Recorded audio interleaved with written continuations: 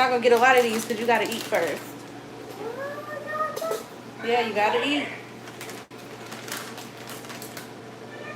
Thank you. Thank you.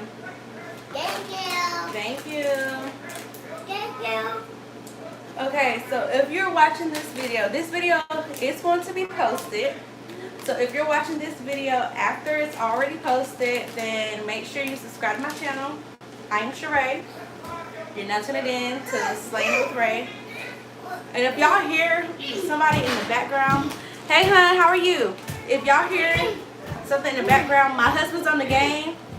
Please just don't mind that. If you know, you know. If you got a son, if you got a husband, they like the game too.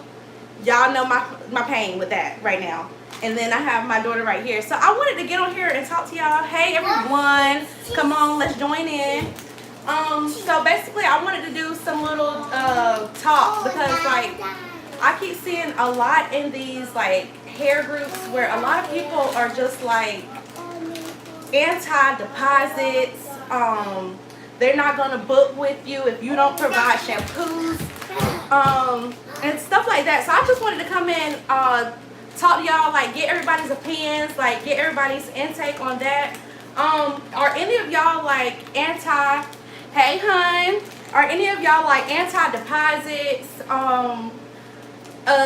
If you are, can you like share what it is like that keeps you from booking with somebody if they do like require deposits?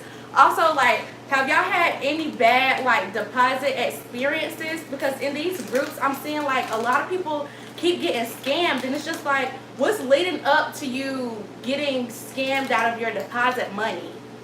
Right. That's the same thing I say. And then I see a lot of people are getting scammed, but it's just like, how are you not realizing like this person is not legit? Like, especially a lot of times in these groups, they'll post the screenshots and people will say like, oh yeah, you have to cash out me your money. Or a lot of times they get scammed when people are saying that they're going to come to them.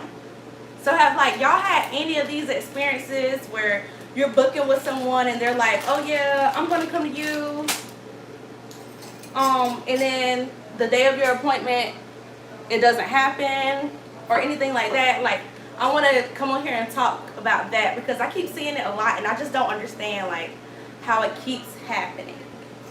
You get what I'm saying? And have any of y'all, like if you're a stylist, have you had anybody try to disrespect you about your policy? Are there, you know, because I know some people can be difficult, and then I know like some stylists can be, I don't know, I guess it goes both ways. So I want to have conversation.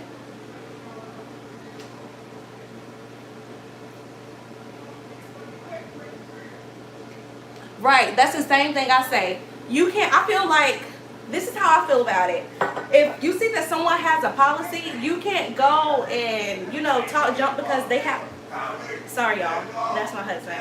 I feel like you can't go off about someone's policy because most of the times like people's policy are like a way of protecting their business and stuff like that. But a lot of times in these groups I see a lot of people that's like, well, I need this style done by this day and I'm not going to pay the deposit. If you have a deposit, like anybody that doesn't pay a deposit, anybody that requires a deposit, I'm not going to go with it. But it's just like, how can you tell a stylist what you're not going to do when it comes to booking with them? Like, I'm not anti-deposit and I'm not like, I don't have problems with people paying deposits either, but I don't know, I feel like it's so crazy with the way that things are going out. I guess like a lot of the things, right, because a lot of the times, let me tell y'all, if you don't know, a lot of the times deposits are what protects the stylist if a client doesn't like, if a client is booking, like, so by you paying that deposit, you're letting the stylist know that one, you're serious about your spot, two, you want that spot to be secured, and three, like, you're going to show up for your appointment because you paid that deposit. 9 times out of 10, stylists are providing, Raya, can you not? 9 times out of 10, stylists are like providing hair for services and stuff like that. So a portion of your deposit is going towards like hair, and stuff like that. Exactly. And that's another thing, like you have to read, like a lot of the times people, they'll book and they not read your policy, and then, you know, when it comes time to the day of your appointment, they try to like go on, you know, the groups and stuff like that, bashing the stylist, you know, simply because they didn't read. Right. And another thing, like you gotta make sure, like when you're booking, the stylist is legit. So you gotta make sure you looking for, like, they should have a hair page. They should have some type of like, exactly.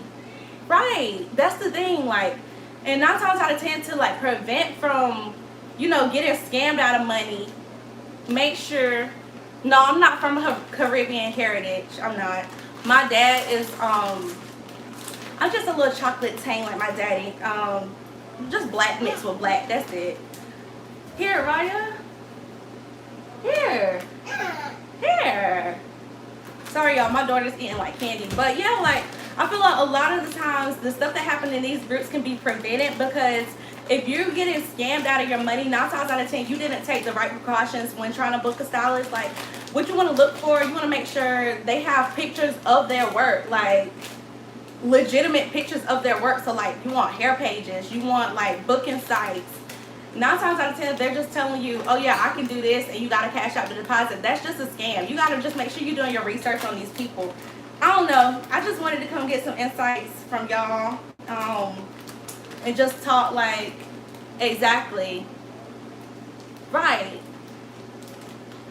Right, and that's another thing. That's another thing, like, some stylists, I know, what I've realized is in certain areas, stylists charge certain prices. So like, say, like in smaller towns, I see a lot of stylists, they charge like cheaper prices for certain services, opposed to like people who are in like bigger areas, where, you know, stylists can charge more. I've seen a lot of people like, girl, I'm not going to you, I pay this and that, or they'll tell somebody like, oh girl, I'm not paying that when I pay this. It's just like, y'all have to understand, it's like different strokes for different folks, and I don't think people like realize that. I don't know. Yes, I love Dope Ass Panel. Like, I love watching her videos. Hold on, I'm trying to see how to read the comment again. Okay, yeah. But girl, you cannot, that's the thing, like, you cannot attack a stylist for charging what they charge. If you can't afford it, then just go to somebody that, you know, can. Go to somebody who is in your budget. Like, as a stylist, that's something that does rub me, because it's just like a lot of people, they've started from the bottom and they're working their way up in this like hair game. Like, for example, like, exactly. And then 9 times out of 10, the only way the deposit is not refundable is if you like cancel or like you're a no-show. But most of the times, if, you know, the stylist, well, I'm in my deposit policy, if I have to cancel your appointment for some reason, or, you know, like if that date end up not working for me and like a rescheduled date just doesn't fit for us, then I have no problem, absolutely no problem refunding the deposit. The only way that the deposit is not refundable is if, like, say you cancel on me or you just don't show up to your appointment. That's what makes it non-refundable. But I think a lot of the times people see non-refundable and they're just like, oh, so if the stylist cancels on me, blah, blah, blah, I'm not getting my money back, I'm not going to pay a non-refundable deposit. But I don't know. In some policies, it might be stated like, you know, it's refundable if, you know, something is on my end. But 9 times out of 10, that's how deposits go. Yes, thank you. I love Panna as well. But yeah, I did see that when all that stuff was happening on TikTok about, you know, people going in, because she did the thigh length knotless braids.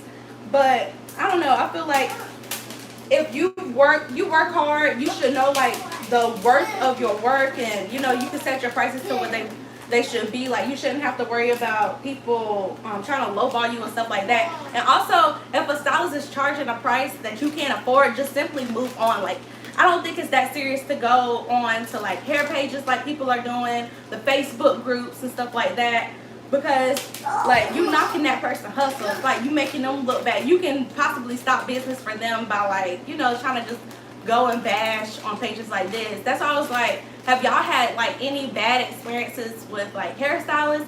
And then I see a lot of people. Let's talk about this.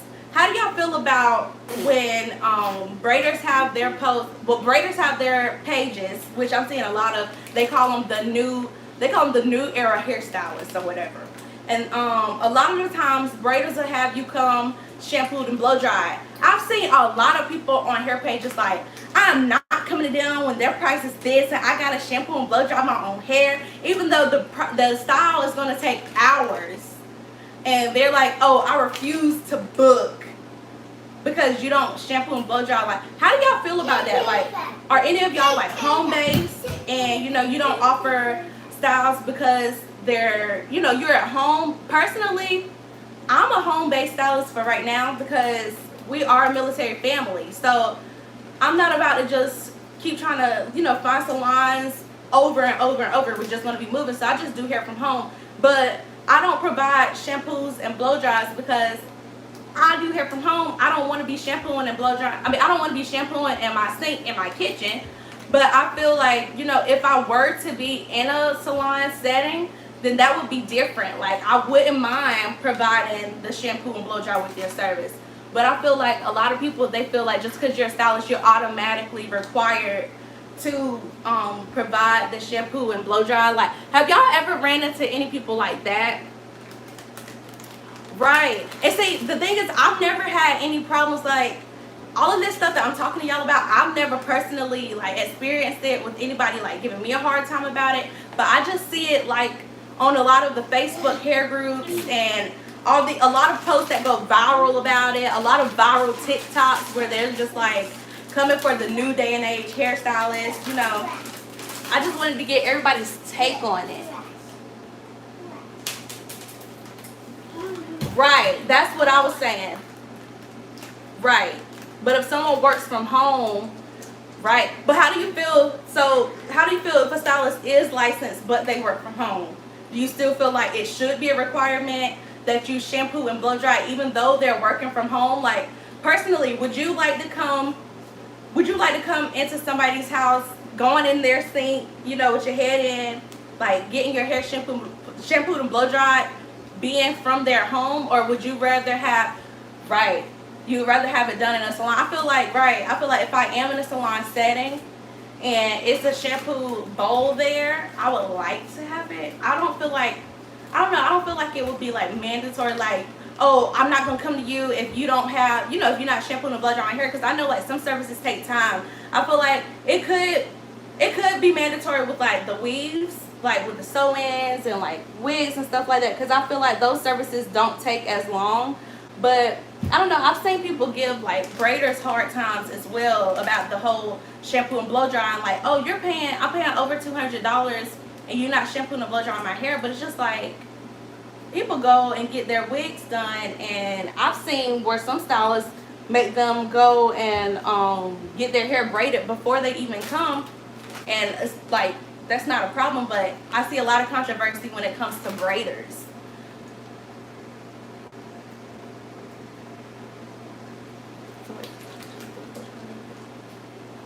Right.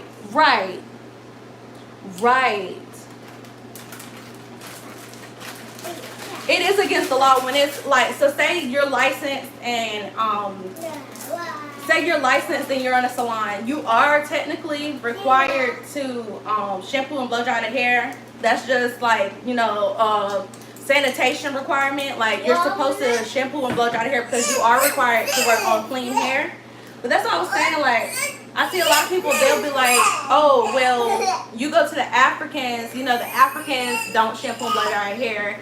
And then I see some people that are like, well, I go to the Africans and they shampoo and blow dry my hair. So I don't know. I just be seeing a lot of like controversy back and forth with it on the hair pages, with people just being extra and making such big deals about it. Like I said, personally, I haven't had any run-ins with any clients like that, but I just always wonder, like, if you're a stylist and it does happen to you, like, does it impact your business in a negative way? Like, has it stopped you from getting clientele? Like, I don't know. I just be wondering because, I don't know. I feel like it's hard for, you know, some of the new generation stylists because, you know, people are having like so many requirements. But then again, like I said, I haven't ran into any of it because I don't know. I don't feel like I'm really one of them people that's difficult with it.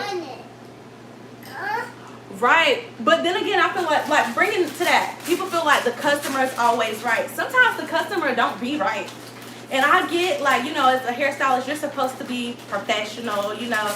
If you're, even if you're, like, trying to defend yourself, people see it as, like, unprofessional and stuff like that. But I feel like if certain lines are crossed, like, I see a lot, y'all. Don't think anything is pertaining to me. I promise you. I will let y'all know, like, about my experiences. But it's more so in these, all right, Ryan, no more. It's more so in these hair groups that I'm in. Like, I'm from North Carolina originally, right? So it's this Facebook group called NC Hair, Nails, and Makeup, if I'm not mistaken. But I just feel like these hair groups be so, like, drama-filled. Somebody mad about something going on with their appointment. Somebody bashing a stylist and things like that. And I'm just not here for it. Like, I feel like, I don't know. I don't know. Come on.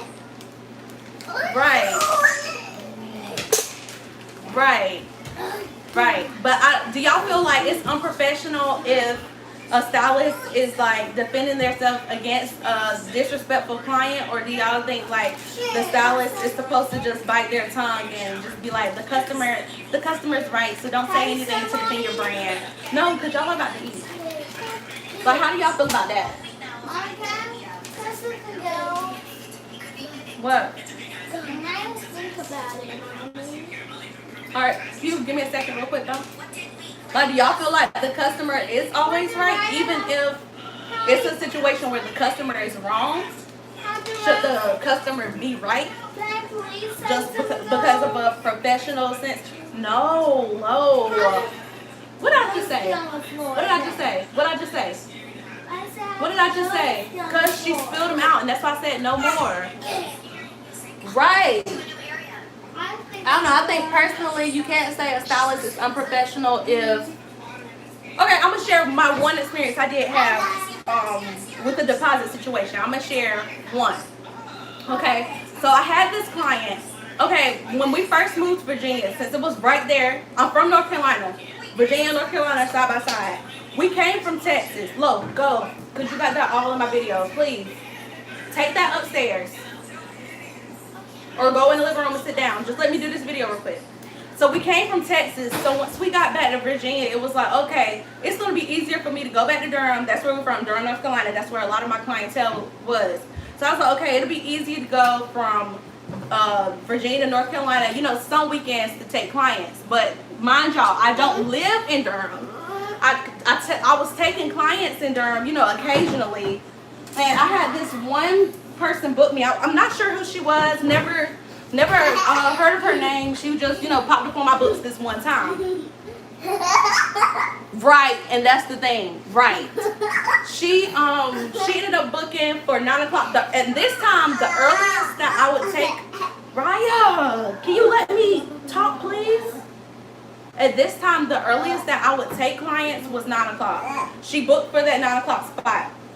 And mind y'all, when I would book, when I would let people book in Durham, they would get booked up like this because people like, okay, Sheree coming to Durham, let me book these spots that she got. So this particular day, my books was like full. And what I like to do most of the time is get the hair the day before the appointment, right? So she texted me and said, hey, is it a way that I can come at 7? And I'm thinking in my head, whoa, like 7, you know, that's kind of pushing it because I never take clients, you know, before 9 o'clock. So I'm just like, all right, whatever. I'm coming to Durham, whatever. I just let her come at 7. So the day before that, my clients ran over, and I didn't finish doing hair until about 9 o'clock that night. And if y'all know, like, beauty supply stores close at 8. So I text her, and I'm like, hey, is there a way that we can go back to 9 because I need to go to the beauty supply store when they open in the morning because I still have to get your hair. Like, I wasn't able to get the hair today because I ran over on a client that I had and I didn't finish until, you know, after the beauty supply store closed. So she starts going off, you know, I I book for a certain time, being that I have an event to go to. I have to be, out of your chair at a certain amount of time, so I need the appointment for the time that I book. But in reality, boo, you book for 9 o'clock. I don't ever take clients well, now I do, but before I never took clients at 7 o'clock.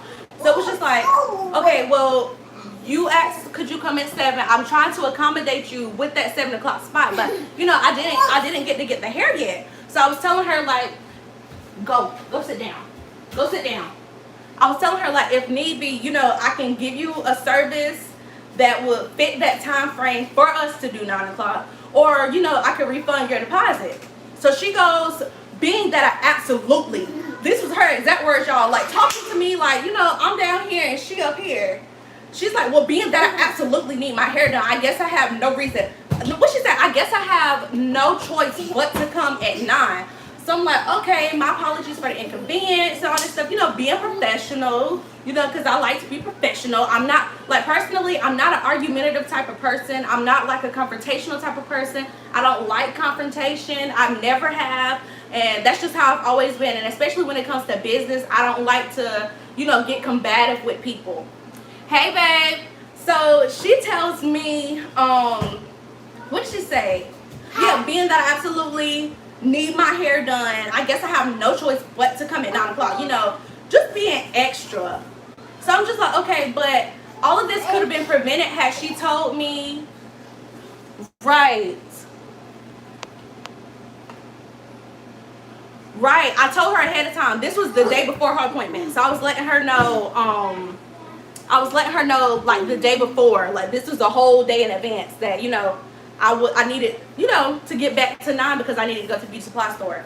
And so she told me, being that she absolutely needed her hair done, she was going to take that 9 o'clock appointment. So I went to the beauty supply store, purchased the hair and everything, set up my hair area, and I'm waiting. 9 o'clock comes, 9:30 comes, 9:40 comes, and I'm just like, okay, where's she at? Because she said she was coming. So I text her and I said, hey, are you on the way yet? She responds and goes, no, I'm not coming. You're not going to inconvenience me today because you didn't have things in place. And I already contacted my bank with the deposit, with the dispute for my deposit. So, like, just baby girling me basically.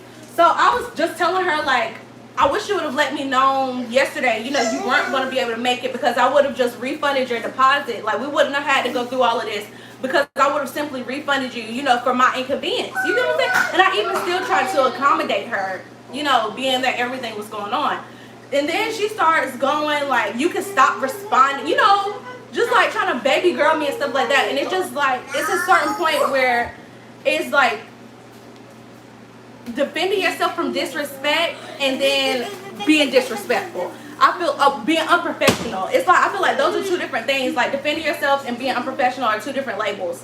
Because I feel like there's a lot of stylists who can still be in a professional state, and the client is just like, being, a BI. Being a, I'm not going to cuss, but you know what I'm trying to say.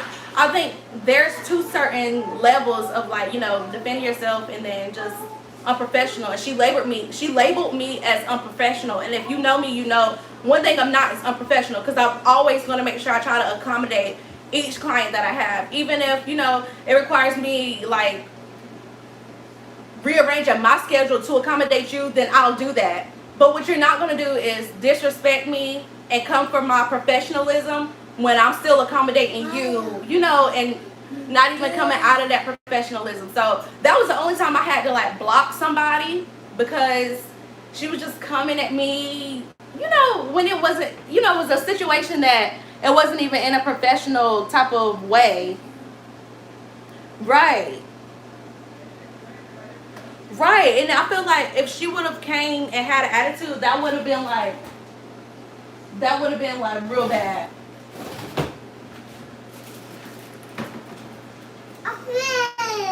But I don't know. Like I said, I see a lot of these people giving stylists, and I'm trying to cook and talk to y'all at the same time. But I feel like a lot of people try to give, like, stylists a hard time. Not even just stylists in general. Like, there's lash techs, there's MUAs, barbers, anybody in the beauty industry. the beauty industry as a whole, like, spectrum. I feel like people try to give us the hardest time, and it's like they can have one bad experience with somebody and label it with everyone.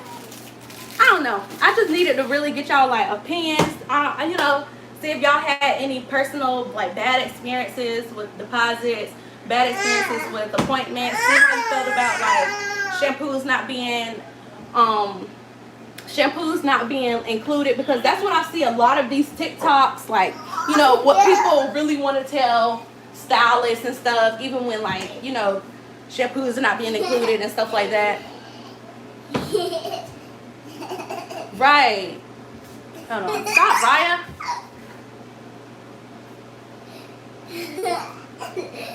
Oh no. Yeah, karma does definitely work, because you can't. That's another thing. Like, I seen another post on Facebook. This girl had she said the girl was her regular. I don't know. Wow. Raya, come on now. Sorry, y'all. I'm trying to operate with a daggone 2-year-old right here up under me this whole time. Go sit down, please.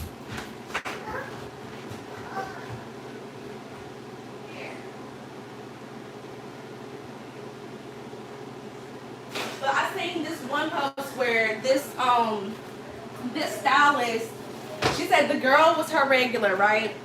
And well, she wasn't a regular, but she had been to her, like, multiple times. This wasn't like a first time client for her. And basically the girl, her service, she had got a quick weave bob, which was only, what she say, like $45.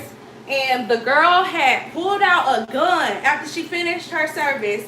The girl pulled out a gun on her and said, I'm not paying for this, like, let me up, like, I'm not paying for this, even though it was just $45. Like, somebody ran off on her, like, pulling a gun out on her. Like, I don't know, I feel like people in the beauty industry get it hard, and I don't feel like people, like, really understand that, because I feel like that was extreme. Like, girl, you doing this, all this over $45, like, you're not gonna pay this girl and pulling out a gun over $45. If you know you don't have the money, don't book with somebody. It's just that simple. But I don't know, I feel like people in the little beauty field get it hard, and then, like, you know, if you're trying to defend yourself or something, you're labeled as disrespectful, unprofessional, and all that stuff. But it's just like, right, you know, beauty costs. And simply, if you can't, like I said before, if you cannot afford a service, just go to somebody that you can. Yes, right. Like, I'll let you go. Like, you know, you'll get your karma. You pull a gun out on me, baby girl. You don't have to worry about coming back. But it's just like the principle, like, why do all of this? A lot of people, right? And then I did see one. Now, here's an example where I seen the stylist was in a wrong. Sorry, I'm trying to find my potato masher. Okay. Now, here was a instance when I seen the stylist was in a wrong. So this video had went viral on Facebook as well. And this stylist, she was smoking with the girl. I think she said she had smoked with the girl and her girlfriend, but the girl ended up, like, popping a pill while she was in her chair. That's another thing. Like, why do y'all let people smoke in your chair and do drugs in your chair and stuff, and then you want to get on social media, you know, talking about your clients and stuff like that? I don't know. Okay, but she let the girl, they were smoking together. She let the girl, I guess, pop a pill in her chair, and the girl started going to sleep. But literally in the video, like, the stylist ended up going live, like, going off on the client. The client was sitting there like, yes, ma'am. Like, you know, she wasn't disrespecting her, and the stylist was just going off like, really, really, like, she on her phone reading what the girl's saying to her girlfriend. And I don't know, it ended up being like a whole, like, viral video on Facebook, and everybody was in the comments like, girl, now you know you was in the wrong. Like, in that instance, the stylist was wrong. Like, she reading the girl text messages, she got her on live, disrespecting the girl on live and stuff like that. I feel like things like that can make you unprofessional. But if a client if a stylist is, like, defending themselves against your disrespect, I don't technically feel like that makes them unprofessional. Because y'all gotta realize at the end of the day, well, not y'all, you get what I'm saying, I'm just talking to y'all, but, like, in general, people gotta realize at the end of the day, like, stylists, barbers, nail techs, lash techs, MUAs, everybody, that was very unprofessional. Exactly. Like instances like that, that's unprofessional. But if like the stylist is just defending themselves from like a disrespectful client, I don't feel like that's always disrespectful. But in that instance, that that stylist was wilding, like she was disrespectful and unprofessional. But I don't know. I feel like nowadays people label anything. It could be the slightest thing, and somebody will say, "Oh, you're unprofessional," and I just don't feel like that's right, because not everything is technically like not everything is unprofessional.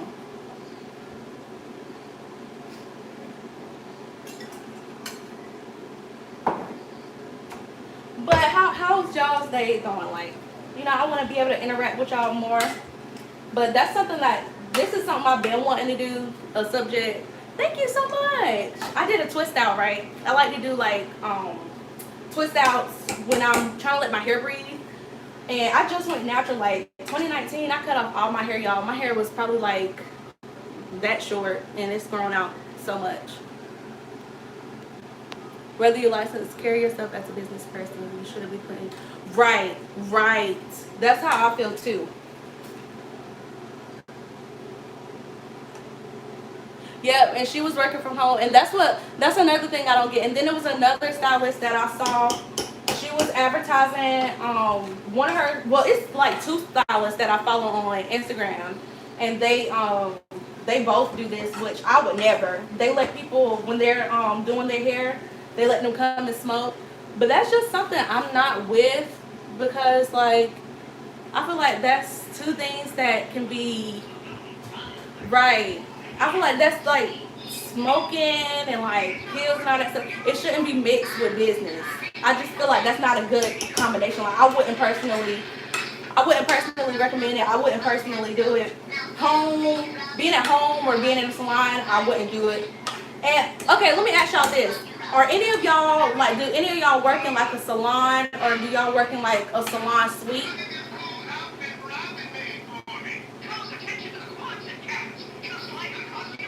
Girl, don't even ask.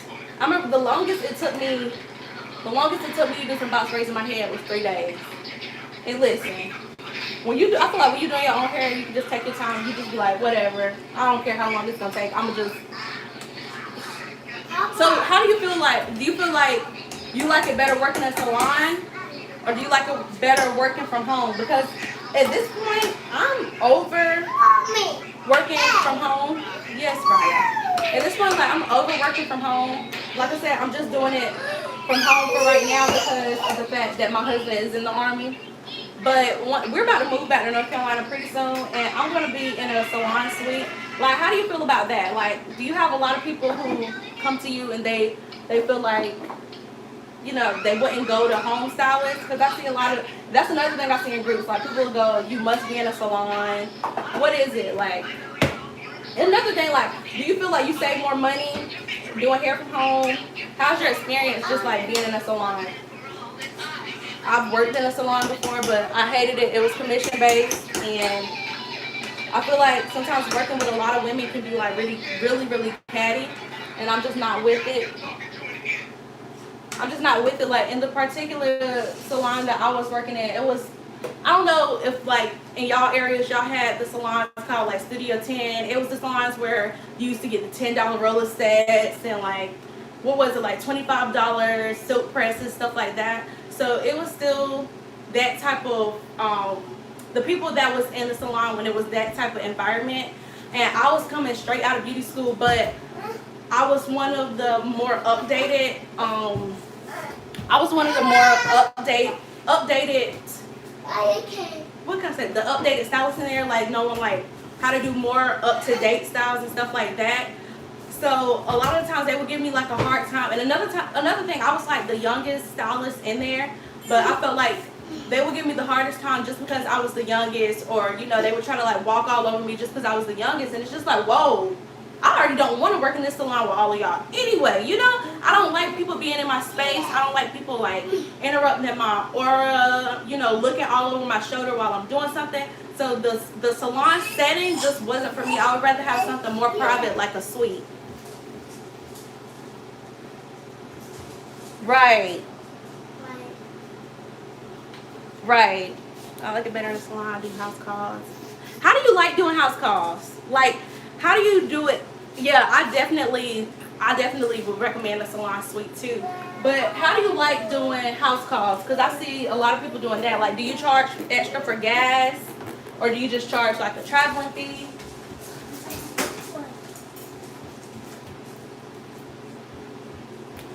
Y'all talk to me. I'm loving the conversation. And it is good when you can do your own hair too.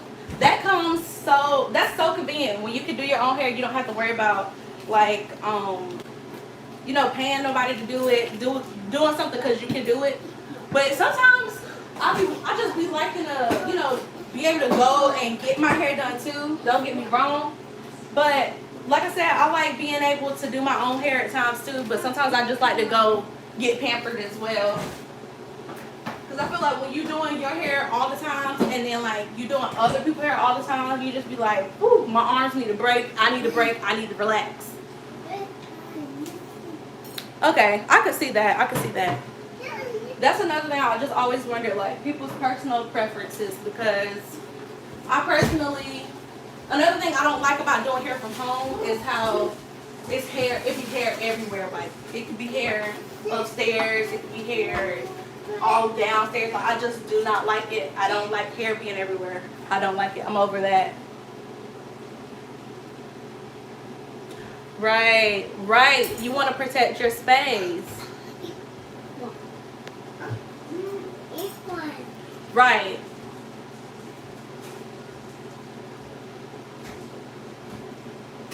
Yes, girl, But I always tell you, I'm so ready to get Jasmine. Like, I'm so ready to get into my salon suite space. Like, I personally wouldn't have a problem coming to somebody that's in a home-based area. But I don't know, I just feel like suites are more intimate, more of a professional setting. Like, I don't know. So I just feel like I would do the suites better compared to a salon. I just feel like salons come with too much.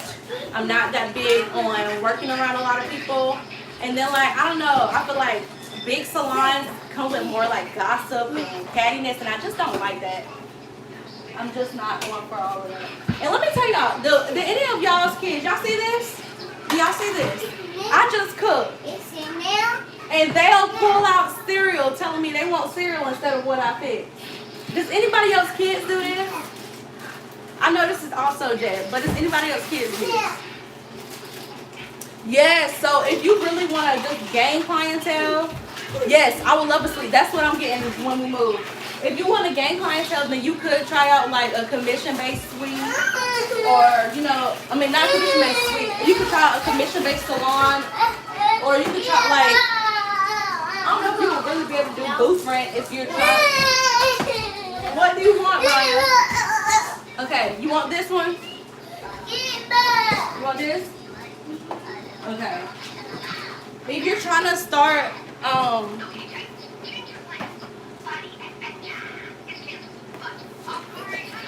yeah, that's how it is most of the time. Like, I don't know, but I feel like it's to each his own for real, because not every home-based stylist is the same. Like with the expertise levels.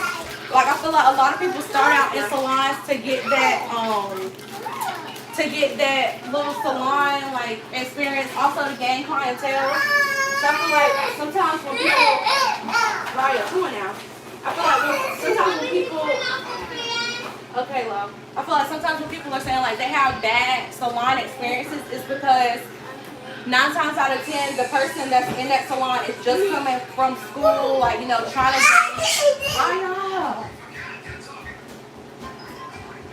They're fresh out of school and trying to gain clientele. So I don't know. I just think, I just wanted to come and talk about that. Yes, like, I don't understand it. But yeah, y'all, I just wanted to come and talk about that. Y'all make sure y'all tune in tomorrow, because we are going to be doing the Slay Academy tomorrow. And I'm thinking about going live, but I'm going to wait. As y'all can see, it gets a little hectic when the kids are up and I'm trying to do live. So I'm going to do the Slay Academy tomorrow. And I'm going to be showing how we tuck knotless braids. Of course, it's going to be on my mannequin. That's why I bought the mannequin, so I could get more like in depth and one-on-one with y'all. But I'm gonna be showing how you tuck a knotless braid using some blonde braiding hair. And yeah, that's just gonna be what the live is about tomorrow. We're gonna do the Slay Academy. That'll be episode 2. Yes, so to not put so much tension, basically, especially around the edges, I always say brush the hair back some, like put some shining gel, use your gel, your edge control, whatever, brush it back some, and then part like that much first, and don't braid directly on the perimeter of the head. Leave some space in between the hair and the real braid, which I'll show you that too, because that's what I like to do when I'm doing feed-in braids. Like I said, that's why I'm going to do the Slay Academy with y'all, because I'm going to do things where I'm getting more in depth and I'm actually able to get close up and explain and all that stuff. But yeah, just try. Another thing is just to make sure you have a good grip without it being too much of a tight grip, because I remember when I first started out, I used to braid so tight and I used to hurt people's heads because I thought, okay, it has to be tight, it has to be grip. When in reality, it does not. Everybody tells me now, girl, you so light-handed and stuff. Just as long as you got that grip, just braid it, and just make sure you're not squeezing as you braid, because that's what can hurt people's heads. But yeah, y'all, make sure y'all stay tuned for the Slay Academy episode 2 tucking. Tomorrow we will be going live, and it was good chatting with y'all, getting y'all opinions on things and all of that. And I will see you guys tomorrow.